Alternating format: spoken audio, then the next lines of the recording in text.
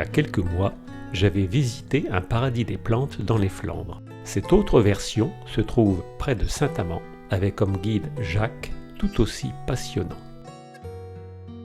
Tu peux te présenter? Oui, bon, un vieux monsieur maintenant de 66 ans, voilà, un jeune homme, naturaliste, je vais te dire depuis tout petit. C'est-à-dire dès l'âge de 5-6 ans, je me suis toujours intéressé au monde naturel, aux petites bestioles. J'aimais beaucoup mes aquariums, je veux dire, et j'ai un oncle à l'époque qui m'avait offert un petit microscope, et donc j'ai passé des journées entières à observer, à regarder. J'étais très mauvais élève, donc voilà, ça faisait partie de mes centres d'intérêt spécifiques déjà à l'époque. Je ne suis pas tout à fait dans la norme, si vous voyez ce que je veux dire. Je suis quelqu'un d'atypique, neurotypique, donc forcément, de ce fait-là, j'ai des centres d'intérêt qui sont vraiment hors du commun, et ça fait des années que ça dure, et c'est de pire en pire, quoi. C'est pas un trouble envahissant du développement, mais presque. C'est du développement naturel, je veux dire. Et du coup, au fil des ans, ça s'est traduit comment? Ça s'est traduit qu'au départ, très mauvais élève, phobie scolaire, refus de beaucoup de choses, très enfermé. J'ai retrouvé un équilibre ensuite dans le technique, c'est-à-dire j'ai passé un bac de technicien en construction mécanique. Bon, à partir de là, je m'y suis senti à l'aise parce que bon, c'était du manuel, c'était du dessin, c'était tout ce qui était technique. Je me suis installé ensuite, après avoir été dessinateur industriel pendant quelques années, je me suis installé en seconde œuvre du bâtiment, c'est-à-dire dans la construction, cuisine équipée, tout ce qui prouve un petit peu tous mes bricolages. Cette nécessité de construire, de prouver qu'on est capable de faire des choses avec ses mains. Et ensuite, pareil, j'avais érodé un petit peu la profession, et je suis reparti pendant 30 ans dans le social. Donc j'ai repassé mon diplôme d'éducateur spécialisé à un âge assez avancé, et j'ai fini ma carrière là-dedans. Donc aussi par désir de transmission? Voilà. Mais en passant à un moment ou un autre par une étape de guide nature. Ouais. Donc guide nature et... Ouais, cette envie de partager, de montrer et d'éviter justement toutes ces destructions, moi ça m'a toujours hérissé le poil, quoi. Donc on en est un peu là, quoi. Hein, vous voyez un petit peu la démarche. D'accord. Et là, tu as un jardin un peu particulier à nous montrer? Oui, un jardin donc qui fait 4500 mètres carrés, qui est en fait le jardin de mes grands-parents. C'est l'héritage, et ça m'aurait fait suer, entre guillemets, de le bâcler, de l'abandonner. Donc en fait, aujourd'hui, moi j'arrive aussi à un âge assez avancé, je pense à la succession, et je l'ai mis en ORE, en obligation réelle environnementale. Donc c'est un acte notarié qui fige le terrain pendant 99 ans dans ses attributs, tel qu'il est là aujourd'hui. D'accord. Et n'importe qui peut mettre son jardin en ORE? On peut, à condition effectivement d'avoir un inventaire faunistique et floristique. Ça, c'est une première chose. Deuxièmement, c'est un acte notarié qui n'engage que le propriétaire du terrain et une association co-contractante. Et là, donc, la LPO était OK pour être co-contractante, ce qui s'est fait donc ici ce 29 janvier de cette année. Donc, on est parti maintenant pendant pratiquement une centaine d'années, tel que c'est là. D'accord. Voilà, donc ça c'est le but du jeu. Est-ce qu'il y a beaucoup de personnes dans la région qui se lancent dans... Non, parce que d'une, déjà il y a un investissement de base, les frais notariés qui ne sont pas donnés. Ensuite, ça grève, entre guillemets, le terrain aussi, de ce que moi j'ai souhaité y mettre. Moi, on n'enlève pas les arbres, on favorise les haies, on va entretenir un jardin permacole, on va maintenir la biodiversité, il ne faut pas de pesticides, il ne faut pas de chasse, il ne faut pas ceci, il ne faut pas cela. Donc en fait, on ne peut pas y construire non plus. Le terrain, il est figé. Donc quelque part, c'est une perte de valeur foncière. Donc c'est un engagement fort et personnel, je veux dire, pour justement pouvoir préserver ce genre de choses. Comment fonctionne le pic et pourquoi il arrive à aller se nourrir de cette manière-là? Ouais. C'est-à-dire que ce tendon là qui fait vraiment tout le tour de la tête est très très long et c'est une exception, je vais dire, dans le monde des oiseaux d'avoir une langue de ce type-là, très particulière. Donc bon, je récupère effectivement, c'est des oiseaux que je récupère ici morts chez moi, quoi, en fait, hein. Mhm. Donc ça me permet d'avoir tous ces objets-là didactiques. D'accord. Ça ici, c'est un crâne euh, de faucon que je me souvienne Il du est nom. beau. Ouais, c'est voilà, c'est un petit faucon. Donc on voit encore, il y a la trachée qui est encore ici tout intacte en dessous, hein, qui est là. Euh, c'est le hobro, ça, c'est le petit faucon hobro. Donc c'est un chasseur d'hirondelles, chasseur d'insectes. Et de temps en temps, moi ils sont nicheurs, hein, ici, ce sont des oiseaux qui sont nicheurs sur le fond. Le soir, quand on y va au crépuscule, c'est un oiseau qui est, comment dire, à une vitesse. Il capture des hannetons, par exemple. Il est capable de capturer des hannetons en vol. Il va les manger en les dépeçant en vol. Il continue à voler, il les a dans ses serres et il va les décortiquer. Donc on voit les élytres tomber, on voit comment dire se nourrir comme ça en vol. C'est parfois des spectacles qui sont franchement magnifiques, quoi. Oui, oui, oui. Et alors, quand tu dis didactique, est-ce que tu reçois des enfants? Est-ce que tu leur expliques un Bah, petit peu tout ça? Est-ce que c'est dans un cadre scolaire ou est-ce que c'est en libre? C'est à la fois libre, c'est à la fois de temps en temps avec la LPO, c'est aussi de temps en temps, comme demain je vais à la Luna à Maubeuge, Mhm.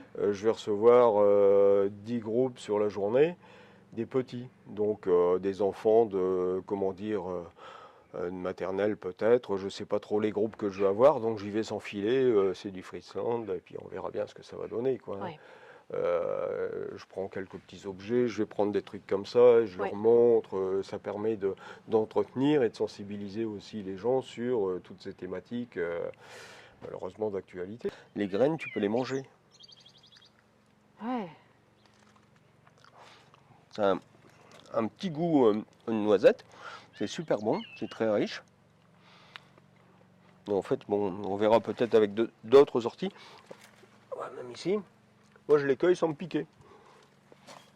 Voilà, l'ortie. En prenant juste comme ça. Ouais, on la prend dans le sens du poil, c'est-à-dire vers le haut. Hmm. Ensuite, on l'enroule. Parce que c'est l'intérieur qui est urticant. Et c'est les petits poils qui en surface, ils vont casser, qui vont libérer, qui sont siliceux, qui vont casser. En cassant, ils vont libérer effectivement les substances piquantes. Et là, Impeccable. ouais, vas-y. Ouh, ça picote un peu là déjà, je me fais mal. Ouais, je prends mal en fait. Mais je comprends un peu le principe. C'est un coup à prendre en fait, hein. Ouais, Comme ça. ouais. Et après, comment dire, il faut vraiment l'écraser. Quand tu la mets, c'est sous les molaires pour éviter le muqueuse à l'intérieur de la Ok. bouche, pour éviter effectivement d'être piqué. Ouais. Bon. Si jamais tu te piques, voilà, tu frottes le bout de tes doigts avec cette plante-là. Hop. Mettons, je me suis piqué. Si peu, mais bon, hop, voilà. Et là, ça va mieux. Bon, ça se voit pas, mais en fait, je sens rien du tout. Et en fait, on Alors ça, peut... c'est quoi? c'est du plantain. C'est du plantain. Donc le plantain était un antihistaminique. Il permet de faire baisser effectivement le sentiment de, enfin cette sensation urticante de l'ortie. Ça baisse tout de suite, voilà. Alors là, il y a de l'aneth, de la rue fétide et les coquelicots. Ce sont des bandes en fait que je laisse volontairement dans le jardin pour accueillir les escargots, les limaces et ce qui va avec. Donc le temps qu'ils sont là-dedans, ils ne s'attaquent pas au reste. Ils ne s'attaquent pas à mes légumes. Parce qu'en fait, si on a un gazon bien tendu, sans rien dessus, et qu'à côté on fait un potager, il faut savoir que bon, les gastéropodes vont aller s'attaquer à ce qui reste, c'est-à-dire les petites salades. Alors que eux, c'est pas leur menu en fait, hein. Eux, ce qu'ils attendent, c'est d'avoir effectivement des plantes sauvages qui font partie de leurs habitudes alimentaires, hein, et gastronomiques. Ils vont préférer s'attaquer à ces plantes.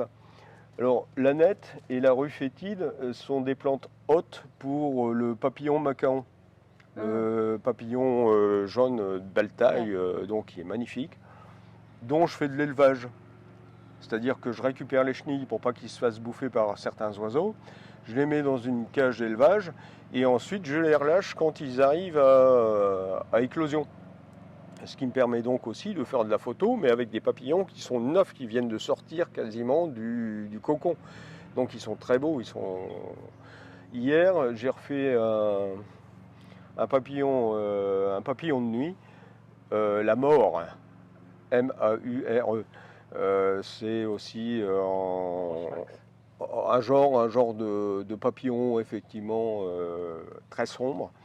Et en fait, j'ai fait les différentes phases de l'évolution, c'est-à-dire que quand il sort de la chrysalide, il a les ailes, on ne les voit pas, et progressivement, on voit les ailes qui se déplient, qui se gonflent, jusqu'au moment où elles vont se rigidifier pour permettre au papillon de s'envoler.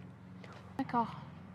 Et alors, quels sont les animaux qui viennent ici dans la mare? Qu'est-ce que tu aperçois? Alors là, tu as du triton, tu as triton alpestre, tu as du palmé, tu as du ponctué. Je vous montrerai après sur le fond. L'année dernière, j'ai eu un crêté. C'est la première année que je vois un triton crêté. Et comment il est arrivé là? Aucune idée. Alors, on parle aussi après, par exemple, de tous les insectes qu'il va y avoir dans l'eau. Ça va être les ditiques, les notonectes, les géris, tout ce qui est demoiselles, tout ce qui est libellules. Alors, ça ne se voit pas forcément tout de suite, il n'y en a pas beaucoup. Mais dès l'instant qu'on ouvre un point d'eau, il faut savoir qu'il y a des bestioles qui vont y aller tout de suite, dès l'instant qu'il y a de l'eau. Dans les quelques secondes où l'eau est posée dans un bassin, il faut savoir qu'il y a de la vie qui va s'intéresser à cette flotte. Il va y aller. Ça, c'est de la livèche.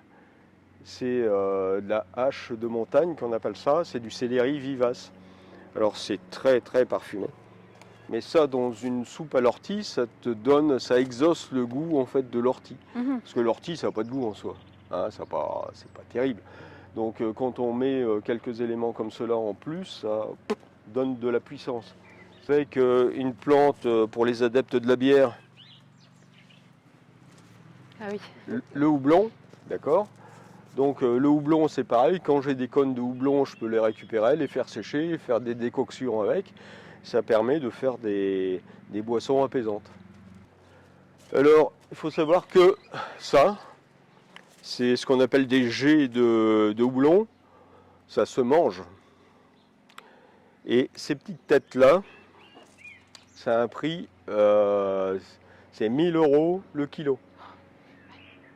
C'est pire que le safran. C'est en fait des pointes qui sont utilisées en restauration gastronomique par les grands chefs. C'est un petit goût d'asperge. 1 000 € le kilo.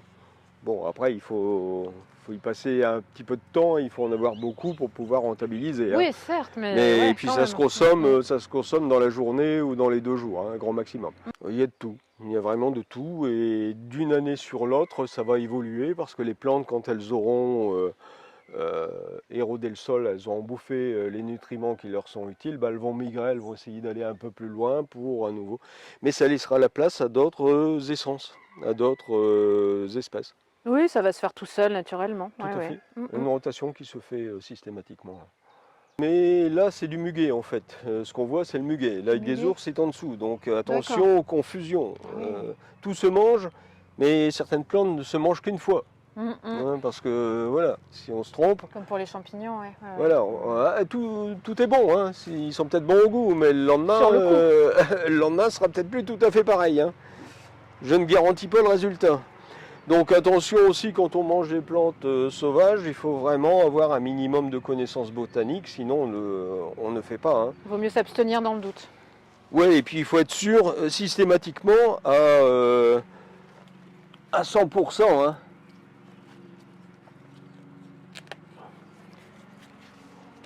Feuilles d'ail des ours, feuilles de muguet.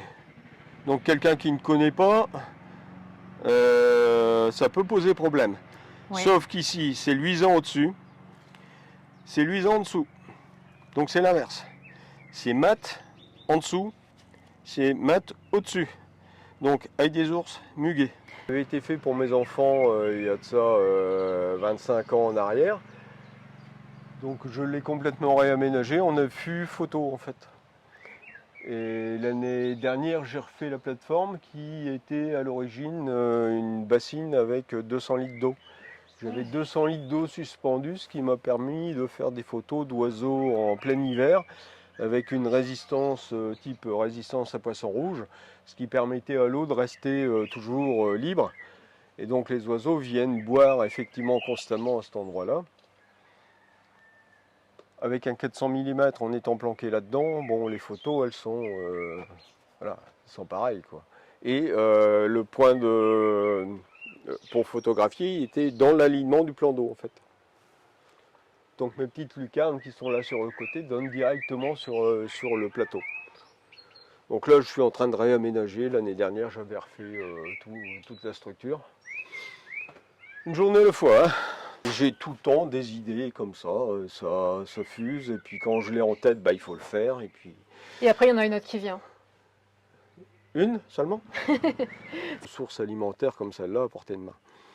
Ça ici, regarde, ça, c'est de la guimauve. La guimauve, quand tu touches la feuille, c'est vraiment de la soie. C'est vraiment très très soyeux, très dufteux. Touche la feuille, tu vas voir, c'est d'une douceur incomparable. Ça fait comme une peau de chamois en fait. Ah ouais. Là derrière, j'ai du bouillon blanc, de la molène. Pareil, c'est un succès d'année de tabac, c'est-à-dire que tu peux fumer les feuilles. D'accord. Il n'y a pas de nicotine dedans, donc voilà. Pour ceux qui veulent être en sevrage ou qui veulent autre chose, ils peuvent, quoi. Bah, plutôt que la cigarette électronique, ouais, tant C'est qu'à ça. faire. Alors bon, toutes ces fleurs vont attirer énormément d'insectes pollinisateurs. Alors il y a toutes sortes. Si on voulait vraiment y passer déjà des journées, on regarderait ici. Tu vois par exemple sur celle-là, tu as des abeilles dites solitaires, des petites abeilles qui n'ont rien à voir avec Apis mellifera, donc l'abeille domestique qui est utilisée essentiellement à des fins humaines pour faire du miel, alors que celles-là, elles sont beaucoup plus utiles entre guillemets qu'Apis mellifera.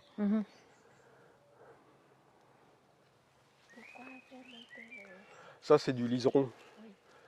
Mais je les laisse aussi parce qu'en fait, il peut y avoir des chenilles qui vont aller manger ce type de feuilles. Le sphinx du liseron, c'est une grosse chenille. Si tu enlèves tous les liserons, tu n'as plus de sphinx. Ils n'ont plus à manger parce que ce sont des monophages. Ce sont des papillons, des chenilles qui vont manger qu'une seule plante. Donc tu enlèves la plante, tu tues le papillon. Donc c'est vraiment, là aussi, c'est le respect de l'ensemble. Vient qui veut, c'est-à-dire la plante, elle s'invite sur le terrain, elle est là, pourquoi je l'enlèverais, quoi. Je vois pas trop l'intérêt. Que ce soit de l'ortie ou que ce... Dans la diversité, il n'y a pas de mauvaises herbes, il n'y a que des mauvaises gens. Mais la diversité, c'est ça, c'est un maximum de choses. Même si ça ne nous est pas utile, à un moment ou à un autre, c'est utile à quelqu'un d'autre. Et ça fait partie de la fameuse chaîne, des fameuses chaînes alimentaires, dont on est aussi l'objet, on en fait partie, on n'est pas autrement qu'un autre, on fait Oui, l'objet, mais pas le centre absolu, comme tu dis, avec tout qui devrait nous revenir, etc. Ah ben nous, dès l'instant qu'on dit ça nous est pas utile, qu'est-ce qu'on pense? On enlève. On met du désherbant, on met de l'insecticide. Oui, ça fait chier. Oui, les bourdons, ça va piquer. Oui, les orties, ça pique. Les fourmis, bah ouais, bien sûr, ça emmerde le monde aussi. Sauf que je montrais tout à l'heure la photo du pic vert. C'est le mets de choix pour le pic vert. C'est les fourmis. Donc, si tu enlèves l'un, tu tues l'autre, hein, forcément. Bon, il y a beaucoup d'aromatiques, hein, forcément, dans toutes ces plantes, il y a un peu de tout. Là au-dessus, j'ai de la pimprenelle, je ne sais pas si tu as vu. Ça ici, c'est de la pimprenelle. Cherchez pas Nicolas, hein, mais la pimprenelle se mange en salade. D'accord, mais ça je connais pas la pimprenelle. Mange. C'est un goût de noix et de concombre mélangés. C'est discret quand même. Ouais. Ah oui, là ça y est, ouais. Ça vient après. Oui, ça fait très concombre, ouais. Elle est belle, hein, bien dentelée comme ça. fameux plantain. Je me fais des salades avec ça, avec des gopodes, du pissenlit, de la livèche, de la menthe. Tu fais des petits mélanges, des mix. Tu manges ça, mais en fait tu es rempli, tu es à satiété avec un petit bol. Parce qu'en fait c'est plein de fibres, c'est dur. Et au niveau de la capacité de notre estomac, ça reste en place, c'est pas de l'eau. Ouais. C'est pas comme de la salade de supermarché que tu vas bouffer et puis en une demi-heure, tu n'as plus rien, quoi. Ça va pas digérer tout de suite, ça va prendre le temps. Sauf que c'est plein de sels minéraux, c'est plein de vitamines. Et pour la richesse de digestion et le transit intestinal, il n'y a rien de tel que ça, quoi. Hein, c'est vraiment des choses qui sont très très intéressantes. Ça, c'est des menthes aussi. J'ai fait un pesto de menthe dernièrement avec ça. Donc des pignons de pain grillés, de la menthe et paradoxalement du sucre de canne roux. Et donc ça te donne un genre de confiture, mais à la texture du pesto, une tuerie. L'armoise. Donc avec ça on fait, qu'est-ce qu'on fait avec ça? L'absinthe. La liqueur absinthe, elle se fait avec ça. Et ça, par contre, c'est la reine des prés. Et la reine des prés, c'est l'ancêtre de l'aspirine. Donc ça contient de l'acide salicylique. Oui. Ouais, le tout, c'est de savoir où elles sont, ces plantes, hein, et de les reconnaître. Ça, c'est le jambon du jardinier. L'onagre. L'onagre qui est utilisé pour les soins de peau. Oui. Et la racine peut se manger. Et tout l'ensemble de la plante se mange d'ailleurs.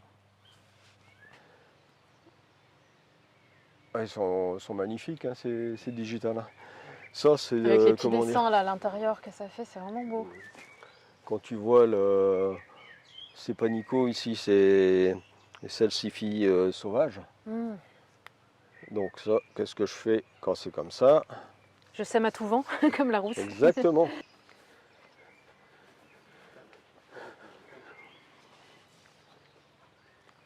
Ah, c'est beau aussi comme ça, ouais. Tout est harmonieux au niveau des couleurs, il n'y a rien à dire. Qu'est-ce qu'on irait calculer qu'on ferait pas mieux finalement quelque part? Même si on parle que d'un niveau esthétique. Bah, c'est la nature, c'est elle qui a choisi, ça s'est développé comme ça. Ça, c'est fait comme ça. Ouais. Et donc l'arbre, ici en février, est tombé. Donc j'ai commencé à le débiter parce que il était en plein passage et puis ça faisait vraiment... on verra le tronc après, il était énorme. Et des piques et pêches sont venus, ils ont commencé à faire le trou. Ouais, je dis, tu vois, je vais avoir des piques et pêches. Puis un jour, je viens ici, 15 jours de travail pour faire le nid. J'arrive, j'entends un de ces boucans, un de ces bordels. Et en fait, le couple de piques verts avait décidé de squatter la loge des piques et pêches. Et ils étaient au trou, ils cherchaient à foutre les piques et pêches dehors. Ce qu'ils ont réussi à faire. Donc ils se sont installés dans le trou déjà tout fait. Ils ont continué à l'aménager à leur taille, parce que bon, il était bien commencé, pourquoi pas le continuer. Donc ils ont continué à creuser. Et un jour que j'étais en affût pour le pic, qu'est-ce que je vois arriver? Un pigeon colombin. Le pigeon colombin, pareil, c'est un oiseau qui aime les loges. Hein. Il va aller dans les troncs d'arbres et ainsi de suite. Donc le pigeon colombin était perché sur ce tronc-là en essayant aussi de voir s'il ne pouvait pas avoir le nid. Ah ouais, carrément. Donc, plusieurs sur le même... sur la même loge. D'où l'importance de laisser des vieux troncs davantage, morts, parce qu'on se dit, ça sert à rien, j'aurais pu l'abattre et faire du bois brûlé avec. Sauf qu'en le laissant, il y a une diversité dedans qui est impressionnante.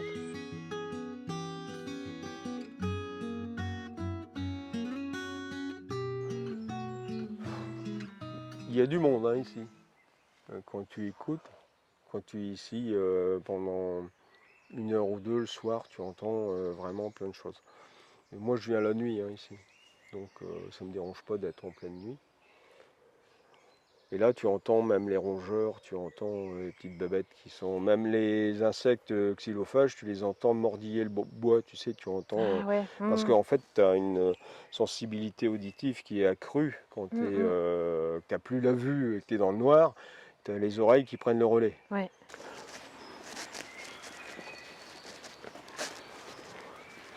Donc, même si c'est sauvage, il faut savoir que c'est un entretien qui est terrible.